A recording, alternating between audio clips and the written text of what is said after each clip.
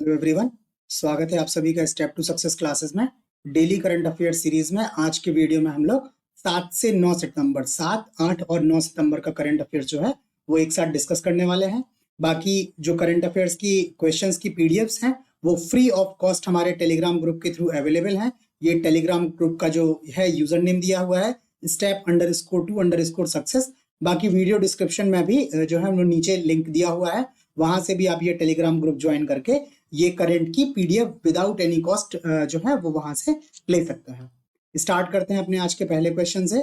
आज का पहला क्वेश्चन है, हाल ही में किस अमेरिकी राज्य ने आधिकारिक तौर पर अक्टूबर मंथ को हिंदू विरासत माह घोषित किया है? ठीक है, ऑप्शन है आपके पास न्यू जर्सी, वॉशिंगटन और कैलिफोर्निया। तो इसका जो सही जवाब है ऑप्शन सी है। ये अमेरिकी राज्य जॉर्जिया ने अक्टूबर मंथ को हिंदू विरासत माह के रूप में या हिंदू हेरिटेज मंथ के रूप में जो है इसको जो है वो बनाया हुआ है, घोषित किया हुआ है। ठीक है, ये जॉर्जिया के जो गवर्नर हैं ब्रायन कैंप, इन्होंने जॉर्जिया में रहने वाले हिंदू अमेरिकी समुदाय के बहुमूल्य योगदान को पहचानने और उसकी सराहना करने के लिए अक्टूबर माह को हिंदू विरासत माह घोषित किया गया है। ठीक है, उद्घोषणा के अनुसार जो इन्होंने उद्घोषणा की है उसके अनुसार हिंदू धर्म जो है वो दुनिया का तीसरा सबसे बड़ा धर्म है, जिसके दुनिया भर में करीब 1 अरब अनुयायी हैं और संयुक्त राज्य अमेरिका में लगभग 3 मिलियन अनुयायी जो हैं वो हिंदू धर्म के रहते हैं। इससे पहले जो है वो अप्रैल 2023 में जॉर्जिया हिंदू फोबिया अर्थात हिंदू धर्म से डर या हिंदू लोगों से डर की निंदा करने वाला प्रस्ताव पारित करने वाला पहला अमेरिकी राज्य बना था। ठीक है, तो पहले जो है वो जॉर्जिया हिंदू फोबिया की निंदा करने वाला पहला राज्य बन गया है और उसके बाद से जो है वो अक्टूबर माह को हिंदू विरासत माह घोषित करने वाला पहला राज्य बन गया है। ठीक है, जॉर्जिया अमेरिका का राज्य है। ठीक, नेक्स्ट क्वेश्चन देखते हैं। नेक्स्ट क्वेश्चन है, प्रति वर्ष शिक्षक दिवस किस तिथि को मनाया जाता है? ऑप्शन है 4 सितंबर, 5 सितंबर, 6 सितंबर और 7 सितंबर। तो इसका जो सही जवाब है ऑप्शन बी है, प्रतिवर्ष 5 सितंबर को शिक्षक दिवस के रूप में मनाया जाता है। ठीक है, ये दिवस जो है वो भारतीय शिक्षाविद और पूर्व राष्ट्रपति डॉक्टर सर्वपल्ली राधाकृष्णन के जन्मदिन 5 सितंबर 1888 पर मनाया जाता है। इनका जो जन्म हुआ था वो 5 सितंबर 1888 में हुआ था और इनके जन्म दिवस पर ही जो है वो 5 सितंबर को शिक्षक दिवस के रूप में मनाया जाता है। बाकी इस वर्ष के जो शिक्षक दिवस की थीम रही है वो रही है teachers at the heart of education recovery. ठीक है, ये इसकी थीम है, teachers at the heart of education recovery. ठीक है, बाकी डॉक्टर सर्वपल्ली राधाकृष्णन जो हैं ये भारत के पहले उपराष्ट्रपति रहे हैं 1952 से 1962 तक, 10 साल। ठीक है, और उसके बाद से दूसरे राष्ट्रपति रहे हैं 1962 से 1967 के बीच। ये 5 सितंबर जो है यहाँ पे रिपीट हो गया, ये नहीं होना चाहिए था। ठीक है, तो ये पहले राष्ट्रपति रहे हैं और वो पहले उपराष्ट्रपति रहे हैं और दूसरे राष्ट्रपति रहे हैं 1952 से 1962, 1952 टू 1962 लगभग 10 साल जो है वो उपराष्ट्रपति और 1962 से 67 5 वर्ष जो है वो भारत के राष्ट्रपति रहे हैं। ठीक है, नेक्स्ट क्वेश्चन देखते हैं।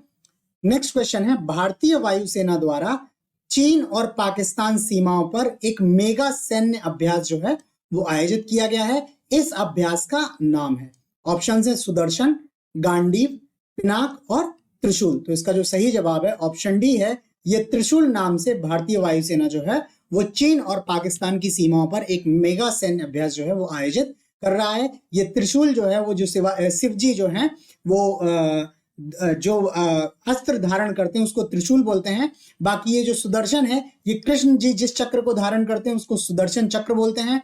गांडीव जो महाभारत की युद्ध में अर्जुन के हाथ में जो हथियार वो जो धनुष होता है उस धनुष का नाम गांडीव है।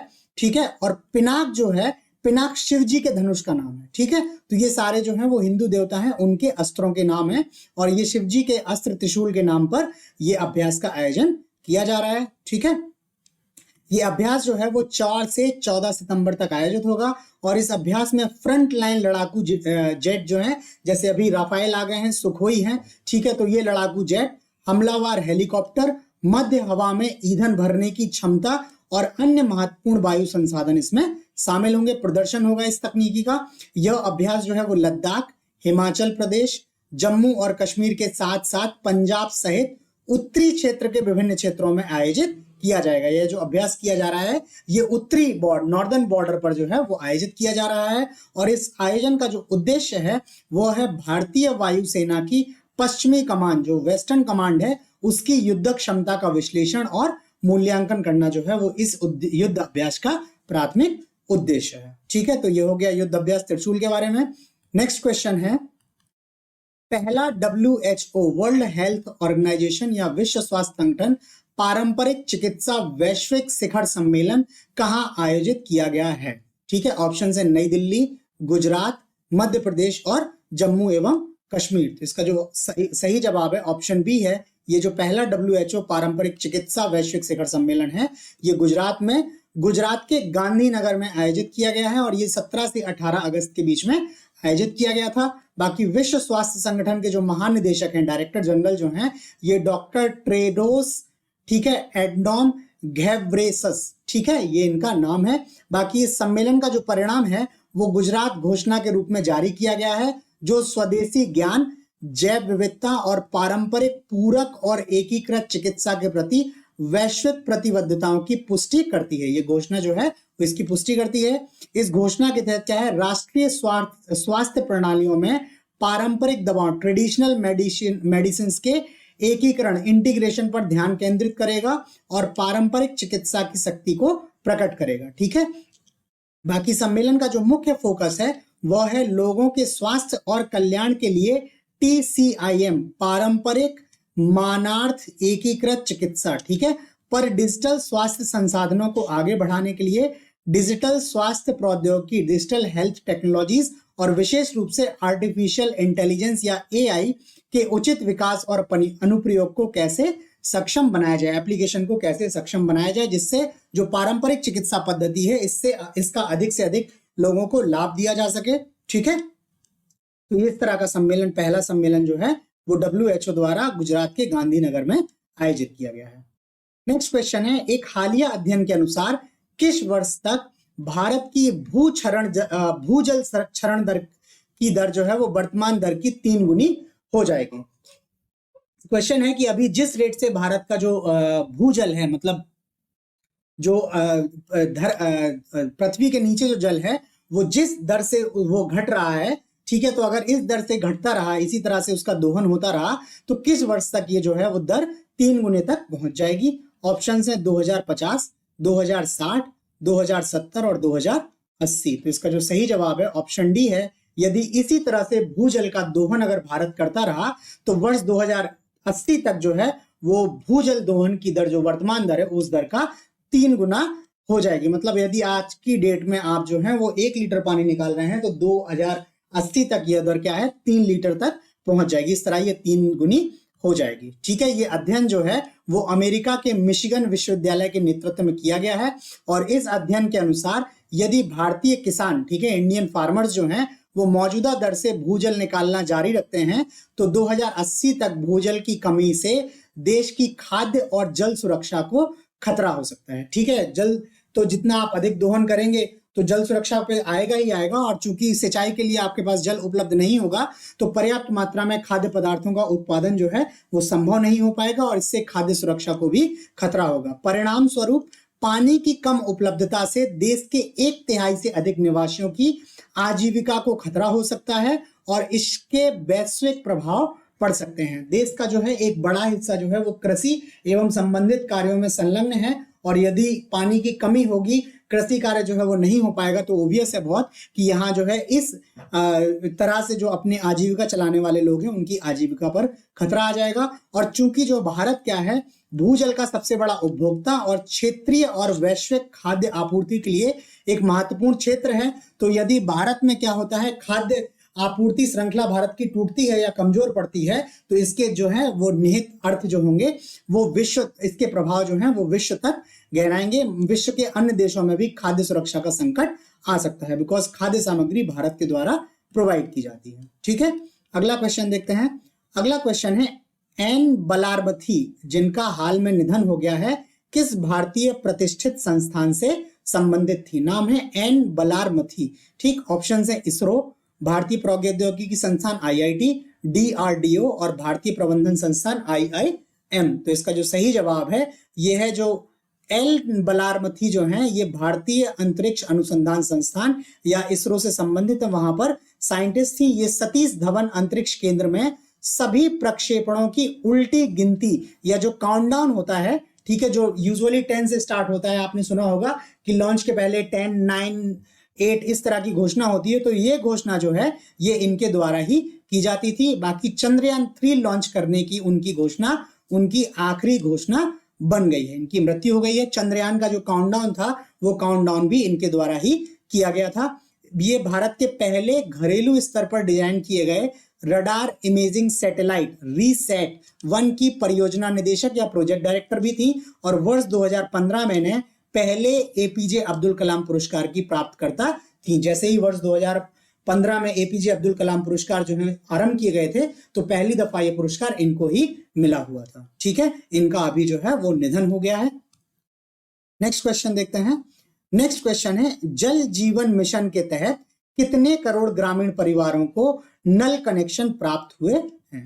ऑप्शंस है 19 करोड़, 16 करोड़, 13 करोड़ और 10 करोड़। तो इसका जो सही जवाब है ऑप्शन सी है, ये करीब 13 करोड़ लोगों को, ग्रामीण परिवारों को जो है वो जल जीवन मिशन के तहत क्या है, नल कनेक्शन जो है वो प्रदान किए गए हैं। इस चालू वित्तीय वर्ष में 61.05 लाख कार्यात्मक या फंक्शनल घरेलू नल कनेक्शन के साथ उत्तर प्रदेश जो है वो सीट्स पर रहा है। सबसे ज्यादा नल कनेक्शन जो दिए गए हैं वो उत्तर प्रदेश में दिए गए हैं। बाकी गोवा, तेलंगाना, हरियाणा, गुजरात, पंजाब, हिमाचल प्रदेश, पुदुचेरी, दमन और द्वीप, दादरा और नगर हवेली और अंडमान निकोबार द्वीप समूह ने 100% कवरेज हासिल किया है। मतलब इनके गांव के 100% घरों में क्या है, घरेलू नल कनेक्शन दे दिए गए हैं।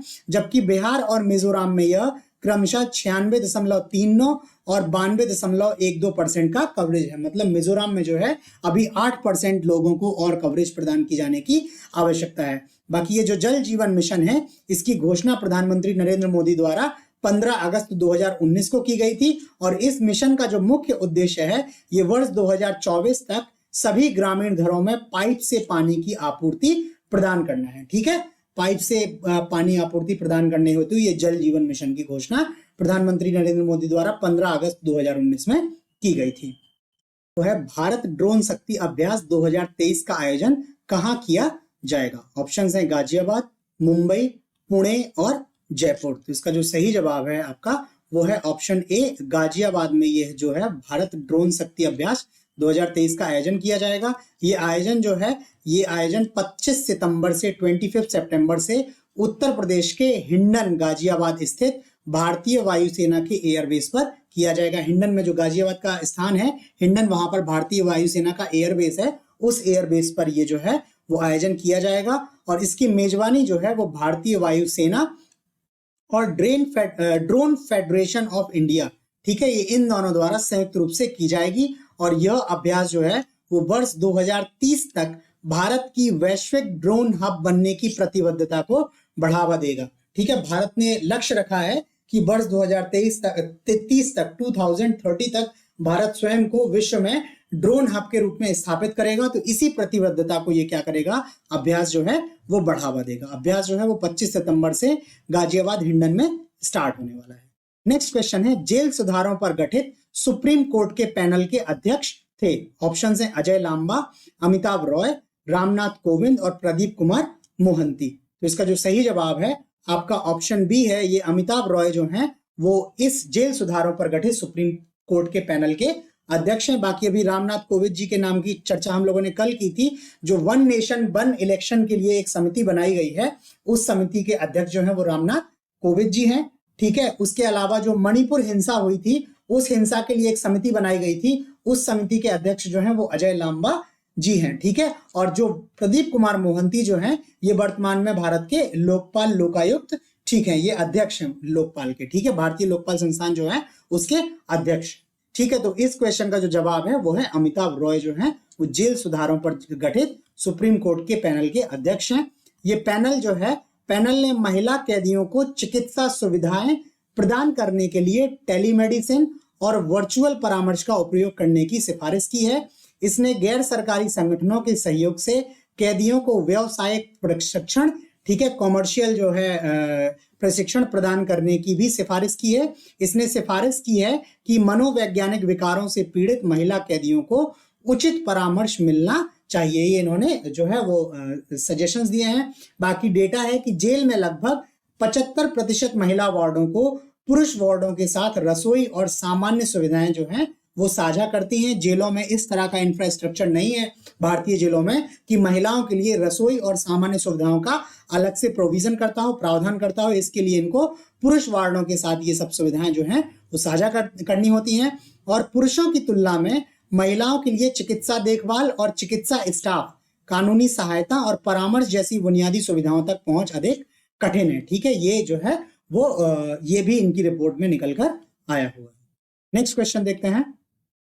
नेक्स्ट क्वेश्चन है, भारतीय पुरुष टीम ने एशियाई टेबल टेनिस चैंपियनशिप 2023 में कांस्य पदक जीता है, ब्रॉन्ज मेडल जीता है, अर्थात तीसरे स्थान पर रही है। निम्न में कौन टीम में शामिल नहीं है? टीम में कौन सा एक खिलाड़ी शामिल नहीं है? ऑप्शन है शरद कमल, हरमीत देसाई, साथियान ज्ञानशेखरन और सनील शेट्टी। तो इसका जो सही जवाब है ऑप्शन डी है। ये बाकी तीन को छोड़कर सनील शेट्टी जी जो है वो इस जो विजेता टीम के क्या है हिस्सा नहीं है। बाकी ये तीन लोग जो हैं वो इस टीम के हिस्सा थे। ये जो चैंपियनशिप हुई है ये 3 से 6 सितंबर 2023 तक योंगप्योंग डोम में आयोजित की गई है। चीन में एक स्थान है, ठीक है, योंगप्योंग डोम जो है वो स्थान में की गई है। बाकी एशियाई टेबल टेनिस चैंपियनशिप 2023 में चीन ने स्वर्ण पदक जीता है, जबकि ताइपेई ने इसमें जो है रजत पदक जीता है। ये एशियन टेबल टेनिस चैंपियनशिप 2023 जो है वो पेरिस में जो 2024 में ओलंपिक खेल होने वाले हैं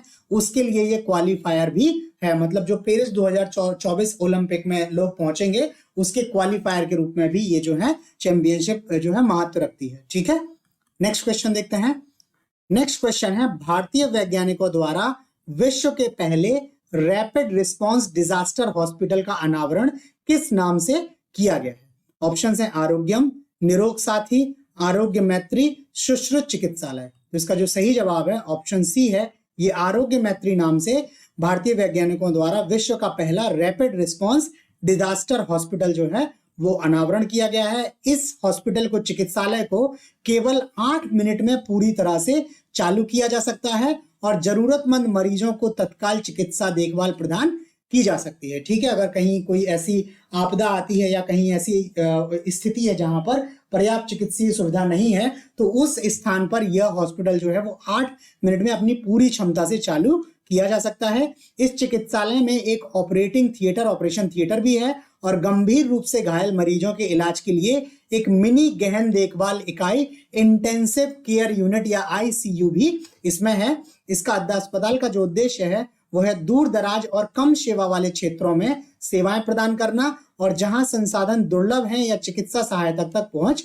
चुनौतीपूर्ण है, ऐसे स्थानों पर क्या है लोगों को स्वास्थ्य सेवाएं प्रदान करना है। इस अस्पताल के निर्माण पर लगभग 1.5 करोड़ रुपए की लागत का अनुमान है और इस अस्पताल में मरीजों और चिकित्सा कर्मचारियों के लिए भोजन तैयार करने हेतु एक किचन भी होगा। तो इस तरह से ये जो है वो भारतीय वैज्ञानिकों ने एक चिकित्सालय जो है वो बनाया हुआ है, आरोग्य मैत्री नाम से इसको लॉन्च किया है। नेक्स्ट क्वेश्चन है, देश की पहली सोलर सिटी का उद्घाटन कहां किया गया है? सोलर सिटी या सौर सिटी या सौर शहर।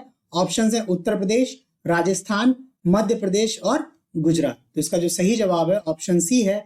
ये देश की पहली सोलर सिटी जो है वो मध्य प्रदेश में लॉन्च की गई है, मध्य प्रदेश में बनाई गई है। मध्य प्रदेश के सांची में, मध्य प्रदेश का शहर है सांची, इसमें देश की पहली सोलर सिटी का उद्घाटन किया गया है। ये सांची सोलर सिटी जो है ये सालाना लगभग 13,747 टन कार्बन डाइऑक्साइड उत्सर्जन को कम करेगा, जो 2 लाख से अधिक वयस्क पेड़ों के बराबर है। एक वयस्क पेड़ जितना जो है वो कार्बन डाइऑक्साइड का अवशोषण करता है, तो वैसे 2 लाख से अधिक वयस्क पेड़ जो हैं जितनी कार्बन डाइऑक्साइड का जो है वो करते हैं, शोषण करते हैं, अवशोषण करते हैं, उतनी कार्बन डाइऑक्साइड इस सोलर सिटी द्वारा अकेले कम कर दी जाएगी। ठीक है, बाकी वर्ष 2070 तक देश के हर राज्य में एक सोलर सिटी विकसित करने का लक्ष्य रखा गया है। इस सांची में शहर में बैटरी चालित ई रिक्शा और कूड़ा वाहन भी चलाए जाएंगे, ई वाहन चार्जिंग स्टेशन भी स्थापित किए जाएंगे। तो इस तरह से इसको सांची को देश के पहले सोलर सिटी के रूप में स्थापित किया गया है। नेक्स्ट क्वेश्चन देखते हैं। नेक्स्ट क्वेश्चन है G20 शिखर सम्मेलन स्थल पर दुनिया की सबसे ऊंची नटराज की प्रतिमा स्थापित की गई है। इस प्रतिमा की ऊंचाई है, ये G20 शिखर सम्मेलन स्थल जो है वो नई दिल्ली में है। इस प्रतिमा की आपको ऊंचाई बतानी है 26 फीट, 27 फीट, 28 फीट और 29 फीट। तो इसका जो सही जवाब है ऑप्शन बी है, ये 27 फीट ऊंची नटराज प्रतिमा का यहाँ पर स्थापना की गई है। ये दुनिया की जो है वो सबसे ऊंची नटराज की प्रतिमा है। ये जो G20 का जो स्थल है इसको भारत मंडपम नाम दिया गया है। इसमें नटराज की 27 फीट ऊंची प्रतिमा स्थापित की गई है। इस प्रतिमा का निर्माण जो है वो अष्ट धातु की, ठीक है, अष्ट धातु की पारंपरिक ढलाई विधियों का उपयोग करके किया गया है। निर्माण जो है अष्ट धातु अर्थात 8 धातुओं को मिलाकर जो ट्रेडिशनल मेथड्स हैं मूर्तियां बनाने के, ठीक है, उस मेथड के थ्रू इसका निर्माण किया गया है।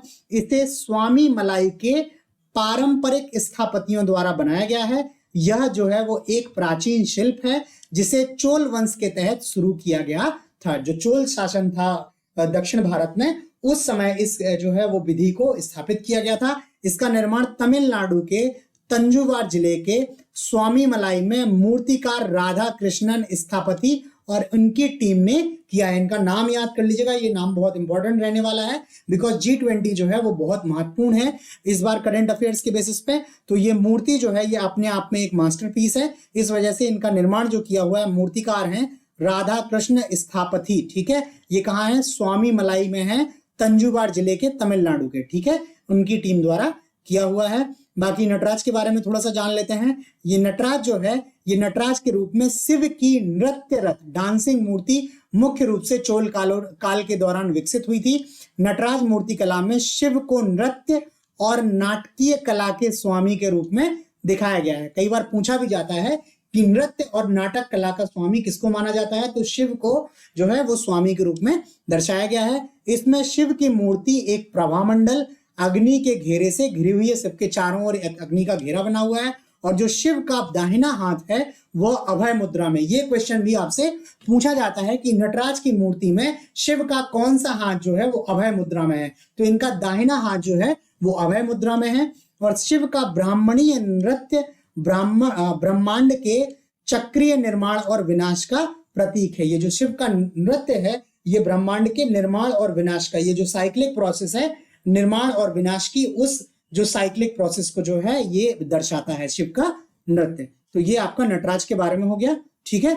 तो आज करंट अफेयर्स में इतना ही है। बाकी आपको ये क्वेश्चंस कैसे लगे प्लीज हमें लाइक करके कमेंट करके जरूर बताएं। चैनल को यदि सब्सक्राइब नहीं किया है तो सब्सक्राइब कर लें और नोटिफिकेशंस भी ऑन कर लें ताकि आपको आगे के कंटेंट के बारे में टाइमली अपडेट्स मिलती रहें। इसके अलावा चैनल पर जो है वो जनरल स्टडीज के, कंप्यूटर के, ठीक है, उसके अलावा जनरल स्टडीज के, कंप्यूटर के जो हैं वो महत्वपूर्ण प्रश्न भी पड़े हुए हैं। 500 से अधिक जो है वो क्वेश्चंस पड़े हैं और ये क्वेश्चन जो है मुख्यतः यूपी पीसीएस की जो परीक्षाएं हैं, यूपी पीसीएस की और यूपी ट्रिपल एससी की, ठीक है, यूपी ट्रिपल एससी और यूपी पीसीएस की जो परीक्षाएं हैं उन परीक्षाओं को ध्यान में रखते हुए ये क्वेश्चंस बनाए गए हैं। बाकी अभी यूपी की पेट परीक्षा आने वाली है 2023, उस परीक्षा की दृष्टि से ये क्वेश्चंस जो हैं वो इसमें इंपॉर्टेंट है। इसमें जो उत्तर प्रदेश पीसीएस ने अभी तक क्वेश्चंस पूछे गए हैं वो क्वेश्चंस भी हैं और यूपी के स्पेशल क्वेश्चंस भी हैं, ठीक है। एक इसमें सीरीज है यूपी के स्पेशल क्वेश्चंस के, यूपी की ज्योग्राफी